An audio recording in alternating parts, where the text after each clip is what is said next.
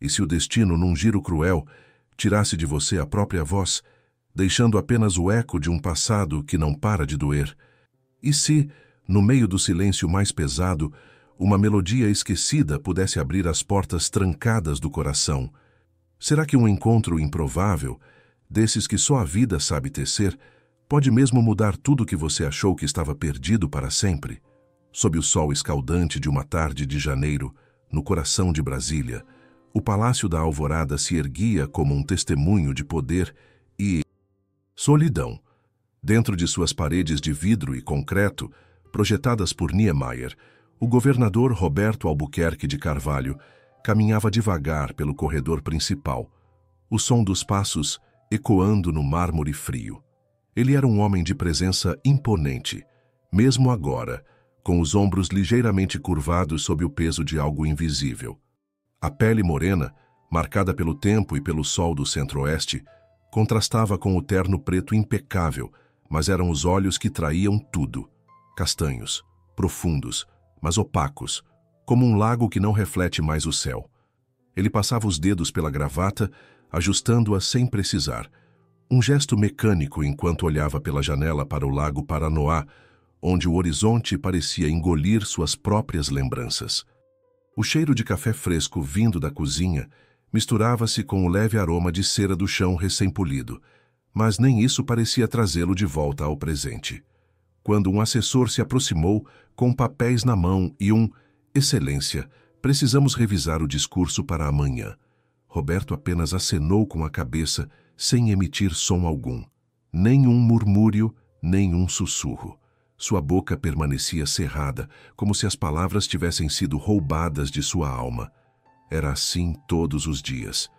Roberto, outrora conhecido como o Leão do Cerrado, o homem de discursos inflamados que lotavam praças e comoviam plateias durante as eleições, agora vivia envolto em um silêncio que ninguém conseguia atravessar. Ele governava o estado de Goiás de sua residência oficial na capital federal, mas os encontros com deputados, secretários e até mesmo com a imprensa eram intermediados por assessores. Ele assinava documentos, apontava para decisões em reuniões, mas nunca falava. No lugar de sua voz, havia apenas o barulho da caneta, arranhando o papel ou o leve tamborilar de seus dedos na mesa de mogno. Fora dos muros do palácio, Goiânia fervilhava com rumores.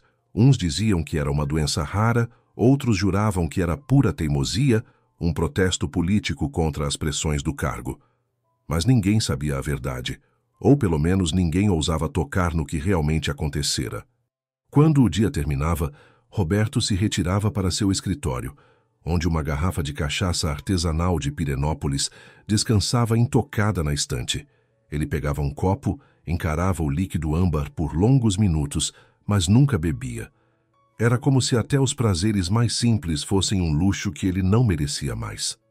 E enquanto o pôr do sol pintava o céu de laranja sobre o cerrado, ele se permitia apenas um instante de fraqueza, um leve tremor nas mãos, quase imperceptível, como se algo dentro dele estivesse tentando gritar, mas não encontrasse saída. A rotina de Roberto era metódica, quase sufocante. Acordava às 5 da manhã, tomava café preto sem açúcar na varanda, enquanto lia os relatórios do dia, e então se trancava em reuniões intermináveis. À tarde dedicava 1 hora ao filho, Gabriel, um menino de 8 anos de feições delicadas e olhar distante, que raramente respondia às tentativas de carinho do pai. Gabriel era autista e sua presença parecia amplificar o silêncio de Roberto. Não por falta de amor, mas porque o governador parecia não saber como alcançar o mundo particular do menino. Depois disso, mais trabalho, mais papéis, mais decisões sem som. À noite, ele caminhava pelos jardins do palácio, sob as copas das árvores de pequi e jatobá, como quem procura algo que não sabe nem nomear. Era uma dança triste, repetida dia após dia, um homem preso em sua própria fortaleza. Mas, escondido nas pequenas ações, havia algo mais. O jeito como ele sempre evitava passar por um corredor específico do palácio, onde um quadro de família pendia na parede, ou como, ao pegar um brinquedo de Gabriel, seus dedos hesitavam, como se tocar aquele objeto trouxesse à tona uma memória afiada como faca. E se você que está acompanhando essa história quer saber o que vem por aí, não esquece de se inscrever no canal e ativar o sininho, porque esse é só o começo de uma jornada que vai mexer com o coração de todo mundo. Os dias seguiam nessa cadência melancólica até a manhã em que tudo mudou.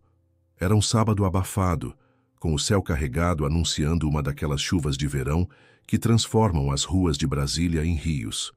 Roberto estava no escritório, encarando uma pilha de ofícios, quando ouviu um som diferente vindo do pátio interno. Passos leves, um murmúrio baixo, quase como um cântico, que parecia dançar com o vento quente que entrava pela janela entreaberta. Ele franziu o senho, irritado com a interrupção, e se levantou para ver do que se tratava. Ao descer as escadas, encontrou uma cena que o fez parar no último degrau. Lá estava Gabriel, sentado no chão de pedra com um carrinho de brinquedo nas mãos. Mas pela primeira vez em muito tempo, o menino não parecia perdido em seu mundo.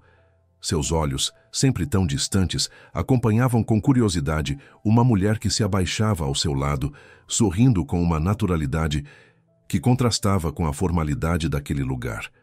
Ela era jovem, talvez na casa dos 30, com a pele queimada de sol e cabelos pretos presos num coque desleixado, trajando um vestido simples de chita que lembrava as feiras de artesanato do interior de Goiás. Seu nome, ele logo soube, era Maria de Lourdes, ou simplesmente Lourdes, como ela se apresentou ao se levantar e estender a mão com um sotaque carregado do sertão goiano. Prazer, excelência. Tô aqui para cuidar do menino, como o senhor mandou contratar. Roberto não respondeu, claro. Apenas a encarou, os olhos semicerrados, como se tentasse decifrar o que havia de tão desconcertante naquela presença. Talvez fosse o jeito como ela parecia à vontade naquele ambiente tão austero, ou a forma como Gabriel, que raramente se conectava com estranhos, já parecia confortável perto dela. Lourdes não se intimidou com o silêncio do governador. Apenas deu um passo atrás, limpando as mãos no vestido, e voltou a atenção ao menino murmurando algo sobre um brinquedo de antigamente, que fez Gabriel soltar um raro sorrisinho. Roberto permaneceu ali, de pé, uma estátua de terno preto, sentindo algo estranho apertar o peito. Não era irritação nem curiosidade, mas algo que ele não sabia nomear. Ele voltou ao escritório logo depois, mas pela primeira vez em meses, não conseguiu se concentrar nos papéis. Sua mente voltava àquela mulher, aquele murmúrio que ouvira de longe, como se fosse um chamado de um passado que ele tentava enterrar. Naquela tarde, enquanto o céu finalmente desabava em uma tempestade que fazia as luzes do palácio piscarem, Roberto foi até a sala de jogos onde Gabriel costumava passar as horas. Ele pretendia apenas observar de longe, como fazia sempre, mas algo o parou na porta. Lourdes estava sentada no chão ao lado do menino, que segurava um carrinho vermelho, e ela cantava.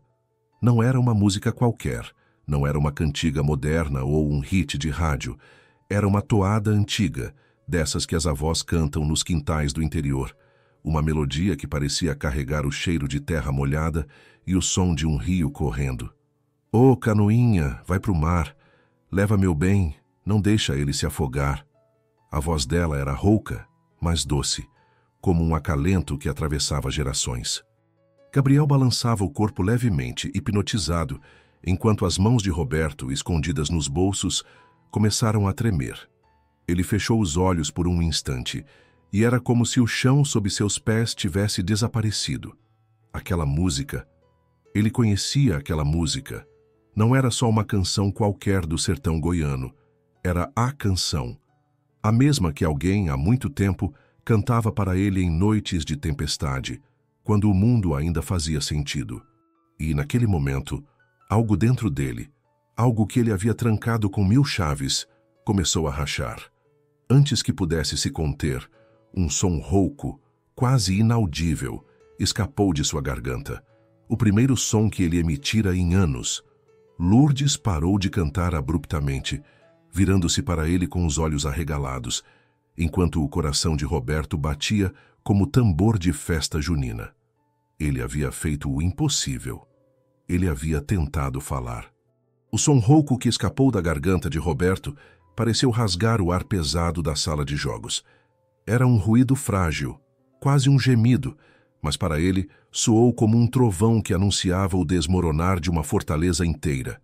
Seus olhos se abriram de repente, encontrando os de Lourdes, que o encarava com uma mistura de choque e algo que ele não conseguia decifrar. Talvez compaixão, talvez medo. O silêncio que se seguiu foi mais sufocante do que qualquer um que ele havia carregado nos últimos anos. Gabriel, alheio à tensão, continuou balançando o corpo suavemente, ainda preso na melodia que ecoava em sua mente. Roberto sentiu o peito apertar, como se uma mão invisível estivesse esmagando seu coração. Ele quis recuar, fugir daquela sala, daquele som que ele mesmo havia produzido, mas suas pernas não obedeciam. Estava preso ali, diante daquela mulher simples e de uma canção que desenterrava memórias que ele havia jurado nunca mais tocar. Lourdes, ainda ajoelhada ao lado de Gabriel, inclinou a cabeça, os olhos atentos, mas não disse nada de imediato. Havia um respeito naquela pausa, como se ela soubesse que qualquer palavra mal colocada poderia desfazer o que quer que estivesse acontecendo. Roberto, por sua vez, sentiu o tremor nas mãos se intensificar. Ele as tirou dos bolsos e as apertou em punhos, tentando conter o que parecia ser uma tempestade dentro de si. Aquele som, aquele quase sussurro, não era apenas um acidente. Era um sinal de que algo que ele havia enterrado fundo, como quem cobre um túmulo com terra batida nas chapadas de Goiás, estava vivo, querendo sair. E isso o aterrorizava, porque falar para ele não era só abrir a boca, era abrir as portas para a dor que ele havia trancado desde o acidente. Um acidente que não era só físico, mas que havia arrancado dele mais do que a voz. Era a culpa, o peso de um erro que ele não podia desfazer, a lembrança de uma noite de chuva em que o asfalto molhado da BR-060 se transformou em um pesadelo. Ele não podia se permitir voltar àquele lugar. Não podia se permitir sentir de novo. Mas como ignorar que, pela primeira vez em anos, algo havia se movido dentro dele? Como ignorar que aquela canção, na voz imperfeita de Lourdes, havia feito mais do que qualquer terapia ou conselho de assessor? Ele olhou para Gabriel, cujo rostinho sereno parecia alheio à guerra que se travava no peito do pai. E então, sem que pudesse conter, uma imagem cortou sua mente como faca afiada. Uma mulher, não muito diferente de Lourdes, cantando a mesma toada sob a luz amarelada de um lampião, o cheiro de feijão no fogão de lenha enchendo a casinha de barro no interior de Goiás. Era sua mãe, a quem ele não via há mais tempo do que conseguia contar. Era ela quem cantava "Ô canoinha, vai pro mar", para acalmar suas noites de medo, quando os trovões sacudiam o céu avermelhado do cerrado. E agora ali, naquela sala de um palácio que parecia tão distante do cheiro de terra molhada, Lourdes havia trazido tudo de volta. Roberto sentiu os olhos queimarem, mas engoliu o nó na garganta. Ele não ia chorar. Não ia ceder. Não ali. Não agora. Os dias que seguiram foram um tormento. Lourdes continuou seu trabalho com Gabriel, e Roberto, embora tentasse manter a distância de sempre, não conseguia evitar os encontros inevitáveis. Ele a via pelos corredores do Palácio da Alvorada, carregando brinquedos ou conversando com o menino em seu tom gentil, sempre com aquele sotaque que parecia carregar o calor das feiras de Trindade. E, inevitavelmente, ele a ouvia cantar. Não sempre, não de propósito, mas em momentos em que ela achava que ninguém estava por perto, uma canção de roda enquanto arrumava os brinquedos de Gabriel, ou um verso solto enquanto varria migalhas de pão de queijo da mesinha. Cada nota era como um martelo batendo contra o muro que Roberto havia construído ao redor de si. Ele queria mandar que ela parasse, que não cantasse mais, que não mexesse no que ele havia sepultado. Mas como fazer isso sem falar? Como explicar que cada melodia era uma lâmina cortando a pele de uma ferida que nunca cicatrizou?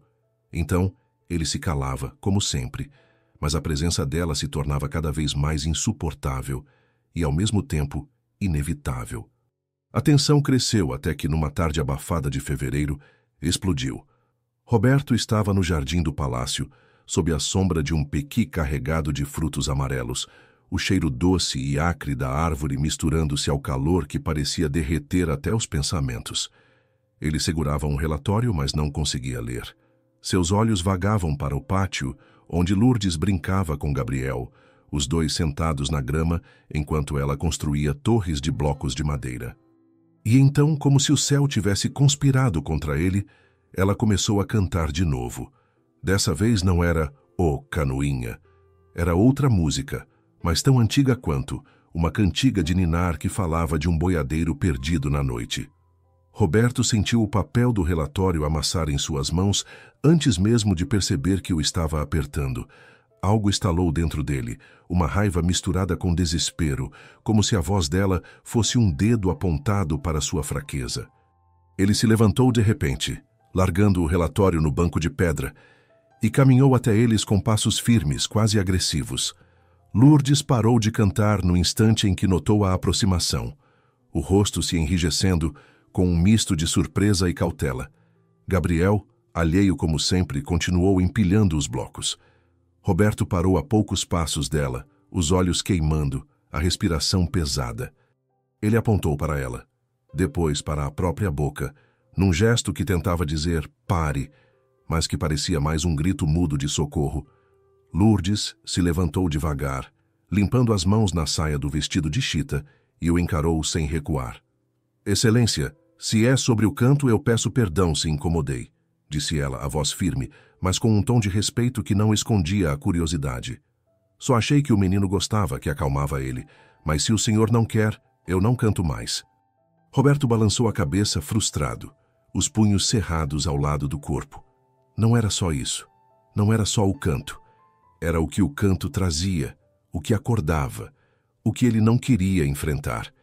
Ele quis falar, pela primeira vez em anos quis gritar, mas a garganta parecia travada, como se um nó de corda de couro cru estivesse apertado ali. Lourdes observou o tremor em suas mãos, o suor na testa, e deu um passo à frente, o olhar suavizando. "Eu sei que não é da minha alçada, mas o senhor está carregando um peso que não dá para ver, mas dá para sentir. Se cantar machuca tanto assim, me diz por quê. Quem sabe eu posso ajudar." A pergunta foi como um tapa. Roberto deu um passo atrás, os olhos faiscando. Como ela ousava. Como uma mulher que ele mal conhecia, que vinha de um canto esquecido do sertão, podia achar que entendia o que ele sentia. Mas, ao mesmo tempo, havia algo na voz dela, na forma como ela falava sem julgamento, que o desarmava. Ele respirou fundo, o ar quente do cerrado enchendo seus pulmões, e por um instante quase cedeu, quase tentou falar, mas o medo o segurou como uma corrente. Ele virou as costas abruptamente, saindo do jardim com passos pesados, deixando Lourdes ali, com Gabriel, e uma pergunta sem resposta. Naquela noite, Roberto não dormiu. Ele se trancou no escritório, o cheiro de cachaça artesanal da garrafa intocada na estante, misturando-se ao peso da insônia. Sentado na poltrona de couro, encarava o quadro de família pendurado na parede oposta, aquele que ele evitava a todo custo. Nele estava sua esposa, Clara, com um sorriso que parecia vivo, os cabelos castanhos caindo sobre os ombros enquanto segurava um Gabriel ainda bebê.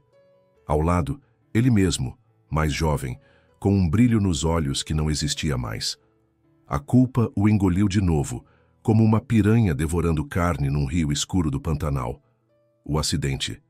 Aquela noite na BR-060, voltando de uma campanha em Jataí, a chuva caindo em cortinas, o carro derrapando, e Clara não sobreviveu.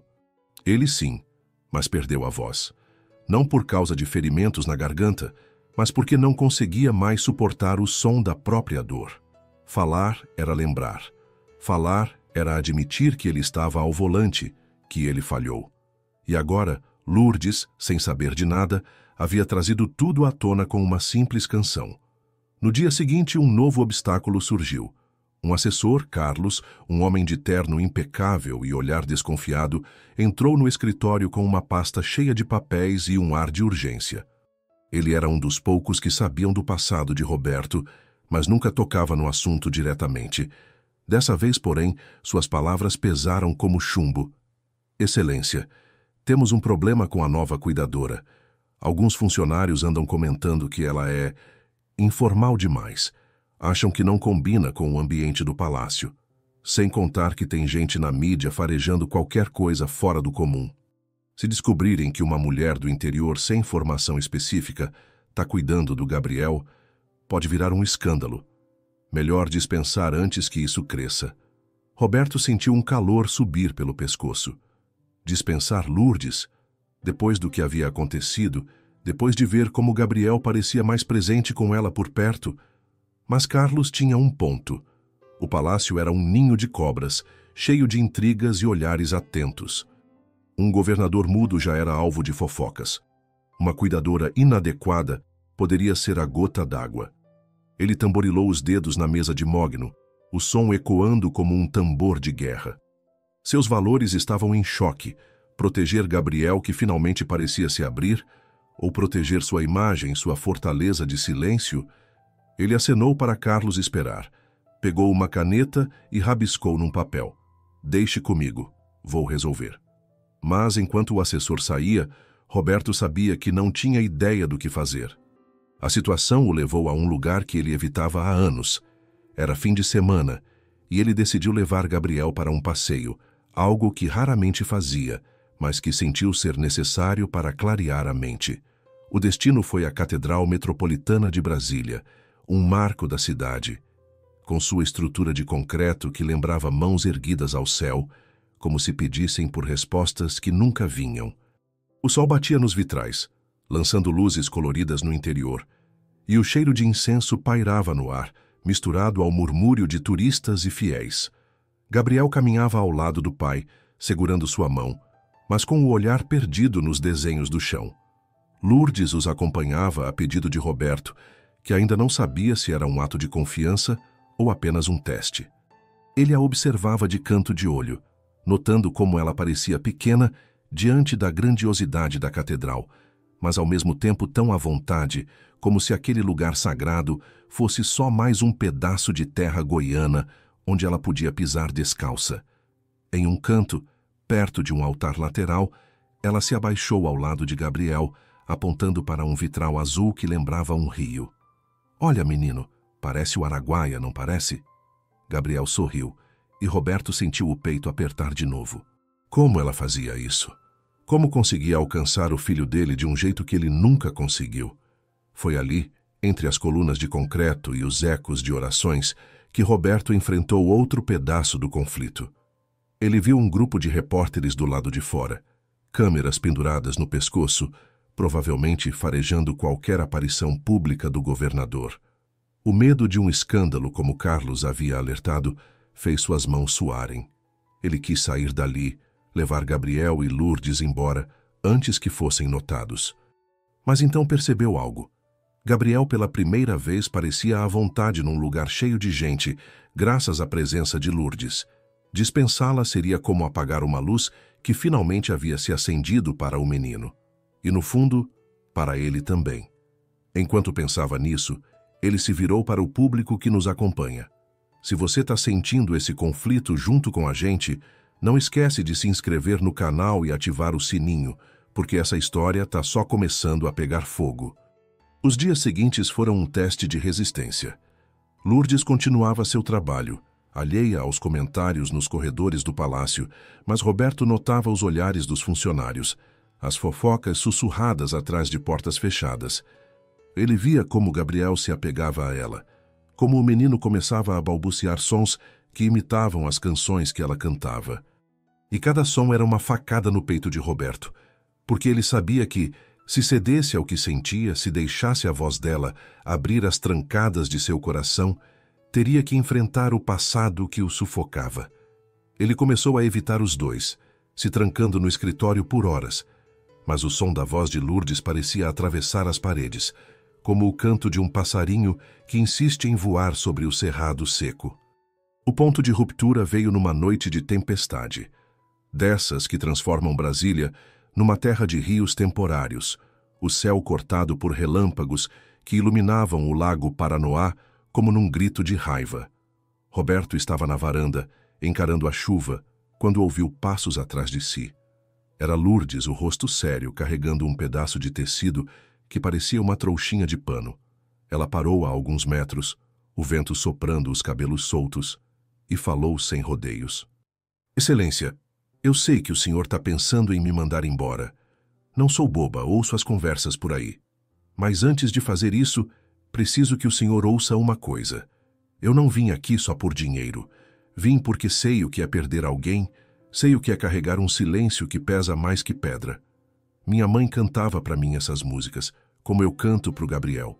E ela se foi num acidente também, numa estrada de terra lá para as bandas de Flores de Goiás. Então, se meu canto dói, me perdoe. Mas acho que o senhor sabe que não é só o canto que machuca. É o que ele lembra. As palavras dela foram como um soco no estômago. Roberto a encarou, os olhos arregalados, a chuva batendo contra seu rosto. Pela primeira vez, ele viu que não era só uma coincidência. Lourdes entendia, de um jeito que ninguém no palácio jamais entenderia, o que era o vazio de uma perda. Ele quis responder, quis contar sobre Clara, sobre a culpa que o calava, mas as palavras não vinham. Em vez disso, ele deu um passo à frente, as mãos trêmulas, e apontou para o próprio peito, depois para ela, como se dissesse, "Você entende." Lourdes assentiu, os olhos marejados, mas não se aproximou mais. Havia um limite ali, um respeito mútuo pela dor do outro. Naquela mesma noite, após Lourdes se retirar, Roberto ficou na varanda até a chuva cessar. O cheiro de terra molhada subia do jardim, misturado ao aroma ácido dos frutos de pequi que haviam caído com o vento. Ele olhou para o horizonte, onde as luzes de Brasília brilhavam como estrelas caídas no chão, e tomou uma decisão. Ele não ia dispensar Lourdes. Não podia. Gabriel precisava dela, e de algum jeito que ele ainda não entendia, ele também precisava. Mas isso significava que ele teria que enfrentar o que vinha evitando há anos. Significava abrir as portas para o passado, para a dor, para a possibilidade de falar de novo, mesmo que doesse mais do que qualquer coisa que ele já havia sentido. Ele cerrou os punhos, o coração batendo forte como tambor de folia de reis, e murmurou para si mesmo, num som quase inaudível, mas carregado de promessa: "Eu vou tentar."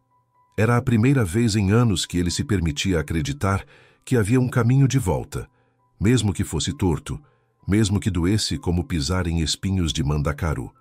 E com esse pensamento, ele entrou no palácio, pronto para o que quer que viesse pela frente.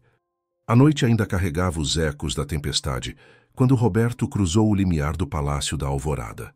O som de seus passos no mármore frio, misturando-se ao gotejar distante da chuva nos beirais. Seu peito pesava. Mas não era mais só o fardo da culpa que o esmagava há anos. Havia algo novo ali, uma faísca quase imperceptível, mas viva, como o brilho de um vagalume no escuro do cerrado. "Eu vou tentar." Essas palavras, murmuradas na varanda sob o olhar invisível das estrelas, não eram apenas um som rouco perdido no vento. Era um juramento, uma promessa a si mesmo de que não fugiria mais. Ele sabia o que isso significava: confrontar a dor que o silenciara, enfrentar a lembrança de Clara, da noite na BR-060, do som do metal retorcido e da chuva que parecia lavar tudo, menos sua culpa. Ele sabia que não seria fácil. Sabia que cada tentativa de falar poderia ser um novo corte, mas pela primeira vez, com Gabriel e Lourdes como testemunhas de sua luta, ele sentia que valia a pena arriscar. Nos dias seguintes, Roberto começou a mudar, ainda que de forma sutil, quase invisível para quem não o conhecesse bem. Ele não se trancava mais no escritório por horas a fio, evitando os corredores onde a voz de Lourdes ecoava com suas canções. Em vez disso, ele passou a observá-la de longe, como um caçador estudando um animal que não sabe se é ameaça ou salvação.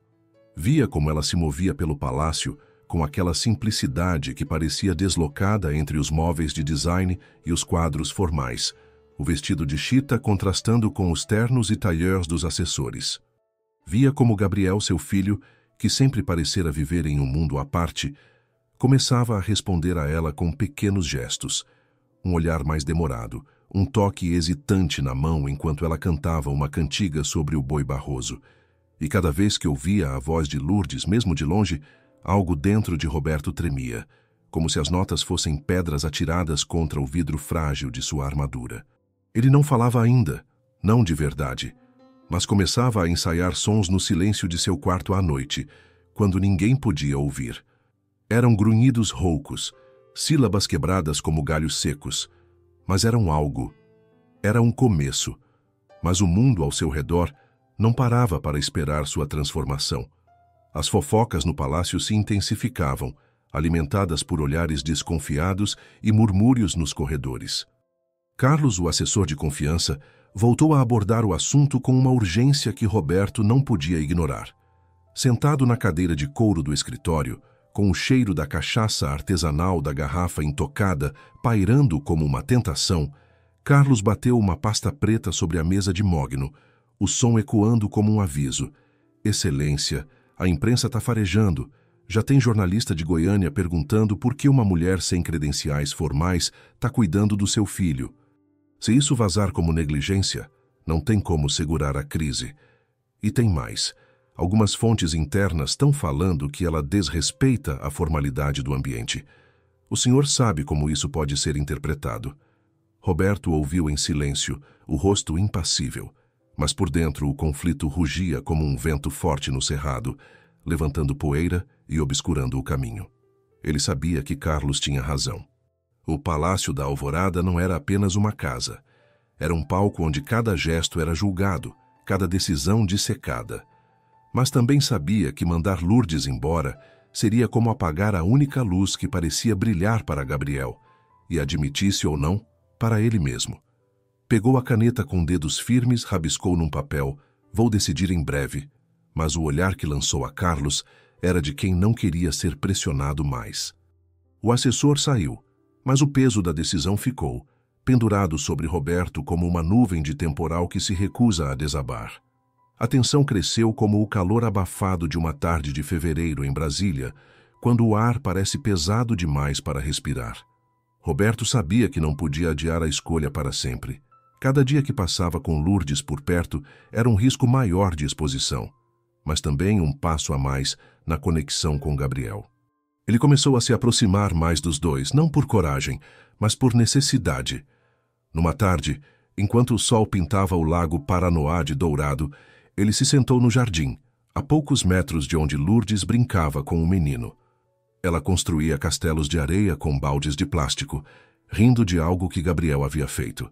E Roberto apenas observava, o coração apertado. Ele queria falar, queria perguntar como ela conseguia alcançar o filho dele com tanta facilidade, mas a garganta parecia travada por espinhos. Então, num impulso que ele mesmo não entendeu, estendeu a mão e pegou um dos baldes, despejando areia ao lado do castelo de Gabriel. O menino olhou para ele, os olhos grandes e curiosos, e por um instante, apenas um instante, Roberto sentiu que estava ali, presente no mundo do filho. Lourdes sorriu de canto sem dizer nada, mas o olhar dela dizia o suficiente. Continue, não pare. Ele sentiu o peito queimar, não de dor, mas de algo que parecia esperança, frágil como um broto de pequi rompendo a casca. Aquele pequeno gesto, contudo, não resolveu o conflito maior. Naquela noite, enquanto o palácio dormia sob um céu estrelado que parecia infinito, Roberto recebeu uma ligação de Carlos no celular pessoal, coisa rara, que só acontecia em emergências. A voz do assessor estava tensa, quase trêmula. Excelência, um jornalista de um portal grande de Goiânia acabou de publicar uma nota sugerindo que o senhor contratou uma cuidadora desqualificada para o Gabriel. Não citaram o nome dela ainda, mas estão pedindo respostas. Se não dermos um posicionamento, vão cavar mais fundo. E se encontrarem algo sobre o acidente sobre a Dona Clara, vai ser um massacre. Roberto desligou o telefone sem emitir som, mas o aparelho quase escorregou de sua mão trêmula. A menção a Clara trouxe o passado de volta como uma onda. O som da chuva, o grito que não pôde ser ouvido, a culpa que o calou. Ele sabia que a imprensa não descansaria. Sabia que proteger Lourdes e Gabriel significava arriscar que sua própria dor fosse exposta ao mundo, que sua fortaleza de silêncio fosse derrubada diante de câmeras e microfones. O conflito alcançou seu ápice naquela noite, quando ele se viu diante de um espelho no banheiro do quarto. encarando o próprio rosto como se fosse um estranho. Você vai falar? Vai deixar eles desenterrarem tudo? Ou vai sacrificar ela para proteger o pouco que resta? Ele não tinha resposta, mas sabia que o tempo estava acabando. O ponto de ruptura veio alguns dias depois, numa manhã de sol pálido, quando as luzes de Brasília ainda pareciam tímidas contra o horizonte. Roberto havia convocado Lourdes para uma conversa no escritório, algo que nunca fizera antes. Ela entrou com o mesmo jeito simples de sempre, as mãos nervosas limpando o vestido de chita, o rosto mostrando que sabia que algo grave estava por vir. Ele apontou para a cadeira à sua frente, mas não conseguiu encará-la por muito tempo. Em vez disso, seus olhos vagaram para o quadro de Clara na parede, o sorriso dela parecendo acusá-lo de novo. Ele respirou fundo, o cheiro de café frio na xícara misturando-se ao peso do silêncio, e então pegou um caderno e uma caneta, escrevendo com letras trêmulas. A imprensa sabe de você. Estão questionando. Se ficar, vão investigar mais. Pode ser pior para todos. Ele empurrou o caderno para ela e Lourdes leu em silêncio, o rosto se endurecendo por um momento antes de suavizar em algo que parecia compreensão. Ela cruzou as mãos no colo, o olhar fixo nele, e falou com uma calma que contrastava com a tempestade dentro de Roberto. Excelência, eu sei que o senhor está entre a cruz e a caldeira. Sei que não sou o tipo de pessoa que esse palácio esperava, mas também sei que o Gabriel está começando a se abrir, e não acho que sou só eu que estou vendo isso.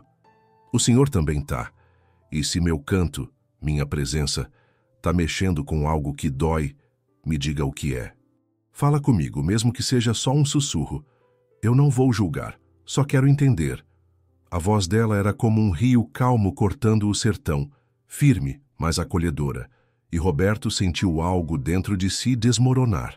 Ele abriu a boca, os lábios tremendo, e tentou. Tentou de verdade. O som que saiu foi rouco, quebrado, como um motor que não liga há anos, mas era real. Clara, acidente, culpa. As palavras eram fragmentos, pedaços de vidro afiado que cortavam ao sair, mas eram palavras. Pela primeira vez em anos, Roberto falou. E com elas veio a dor, crua e implacável, mas também um alívio que ele não esperava. Seus olhos queimaram com lágrimas que ele não deixou cair, mas o peso no peito parecia um pouco menos sufocante. Lourdes não se moveu, mas seus olhos marejaram. Ela assentiu lentamente como se entendesse mais do que as palavras ditas. Eu perdi minha mãe do mesmo jeito, Excelência, numa estrada de terra. Eu era pequena, mas lembro. E sei que falar disso dói como tirar espinho da carne.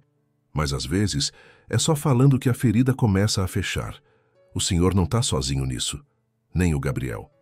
A confissão mútua os conectou de um jeito que nenhum deles esperava. Não era só sobre o trabalho dela, nem sobre o silêncio dele. Era sobre a dor que os dois carregavam, como dois romeiros subindo a ladeira de Trindade com promessas pesadas nas costas.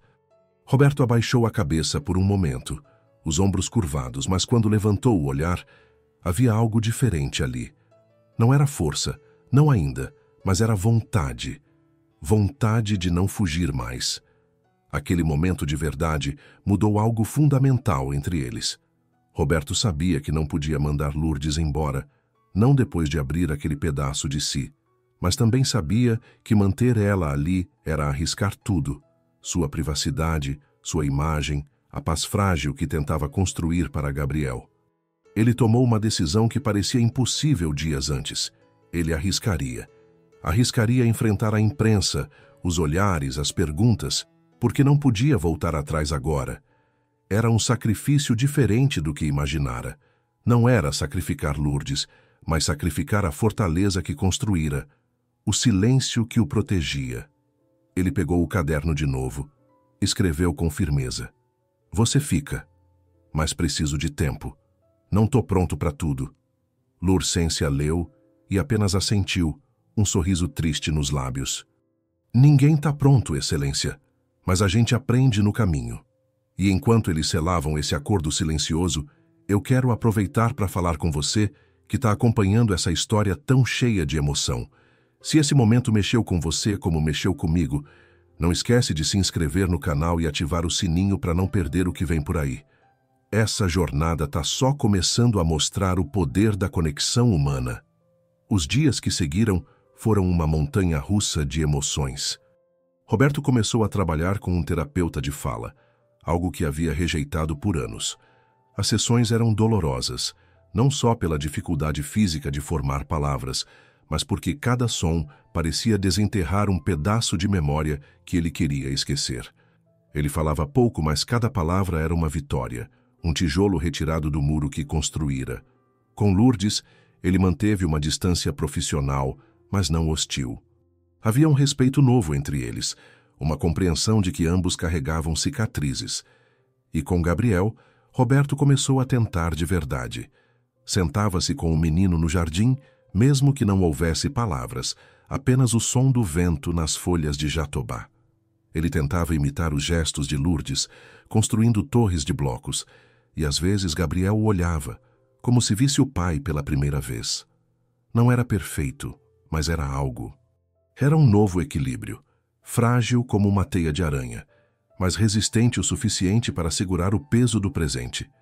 A imprensa, como esperado, não desistiu tão fácil.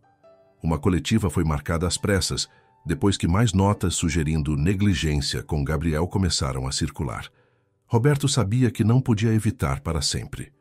Na manhã do evento, no auditório do palácio, com o cheiro de café recém-passado misturando-se à tensão no ar, ele se posicionou atrás do púlpito, o terno preto impecável, contrastando com o tremor quase imperceptível das mãos. Os flashes das câmeras o cegavam, os murmúrios dos repórteres eram como abelhas zumbindo ao seu redor. Ele não ia falar muito, não podia ainda, mas havia preparado algo com a ajuda de Carlos. Quando a primeira pergunta veio, cortante como uma faca: "Governador, por que uma cuidadora sem formação está responsável pelo seu filho?" Ele respirou fundo, o ar quente de Brasília enchendo seus pulmões, e deixou que Carlos lesse uma declaração preparada. Mas no fim, quando as mãos dos repórteres se levantaram de novo, Roberto levantou a própria mão pedindo silêncio. E então, com um esforço que parecia mover montanhas, ele falou, a voz rouca mas firme: "Ela cuida bem. Meu filho precisa dela." Foram só 5 palavras, mas o auditório pareceu explodir em murmúrios. O leão do cerrado havia rugido de novo, mesmo que fosse um rugido frágil. Ele não respondeu mais nada, apenas saiu do palco com a cabeça erguida, o coração batendo como tambor de congada. Havia enfrentado o medo e isso era o suficiente por agora. Aquele dia marcou um novo começo, não só para Roberto, mas para a dinâmica no palácio. Lourdes continuou seu trabalho, agora com um pouco mais de aceitação dos funcionários, que perceberam que o governador não ia ceder tão fácil. Gabriel seguia seu caminho, lentamente se abrindo, às vezes balbuciando pedaços de canções que Lourdes ensinava. E Roberto, embora ainda carregasse o peso da culpa por Clara, começou a entender que falar não era trair a memória dela, mas honrar o que restava de vida. Ele não estava curado, longe disso. Havia noites em que o silêncio ainda o envolvia como um velho amigo, e dias em que a dor parecia novinha em folha. Mas ele não estava mais fugindo. Numa tarde tranquila, semanas depois, Roberto sentou-se com Gabriel e Lourdes no jardim do palácio, sob a sombra de um ipê roxo que começava a florir, suas pétalas caindo como uma chuva delicada sobre a grama. O cheiro doce da árvore misturava-se ao aroma de terra seca, um lembrete do cerrado que corria no sangue de todos ali. Lourdes cantava baixinho, uma toada antiga sobre um vaqueiro que encontra o caminho de casa, e Gabriel balançava o corpo, os olhos fixos numa borboleta que dançava no ar. Roberto não cantou junto, mas ouviu, e pela primeira vez em muito tempo deixou a melodia entrar sem resistência. Ele pegou a mão de Gabriel, pequena e frágil na sua, e sentiu um calor que não vinha do sol escaldante de Brasília, mas de dentro. Era uma cena simples, quase banal, mas carregada de um significado que só quem conhece o peso do silêncio pode entender. Ele olhou para o horizonte, onde o lago Paranoá refletia o céu como um espelho, e murmurou para si mesmo, num tom que só ele pôde ouvir: "Clara, Eu tô tentando. Por ele. Por nós. Era uma promessa, não de esquecer, mas de viver com a dor, de transformá-la em algo que não o paralisasse mais. Ali, naquele jardim, sob o olhar atento das árvores que testemunhavam tanto o passado quanto o futuro, Roberto encontrou um pedaço de paz que não achava possível. Não era o fim da jornada, mas um novo capítulo, escrito com tinta tímida, mas firme. Era o Brasil profundo que pulsava naquela cena, o calor do cerrado, a força das canções que atravessam gerações, a resiliência de quem carrega perdas, mas não desiste de sorrir. Era a prova de que mesmo nas fortalezas mais isoladas, como o Palácio da Alvorada, ou o coração de um homem calado, há espaço para a cura, para a conexão, para o som de uma voz que, mesmo rouca, insiste em ser ouvida. E agora, eu quero ouvir você. Essa história mexeu comigo de um jeito que não dá para explicar. E quero saber, o que você achou do caminho do Roberto, da Lourdes e do Gabriel? Qual momento te tocou mais? Deixa aqui nos comentários sua opinião e não esquece de curtir o vídeo, se inscrever no canal e compartilhar com quem você acha que precisa ouvir essa história. Sua participação é o que dá vida ao nosso trabalho, então vem com a gente. O que mais te marcou nessa jornada de silêncio e som?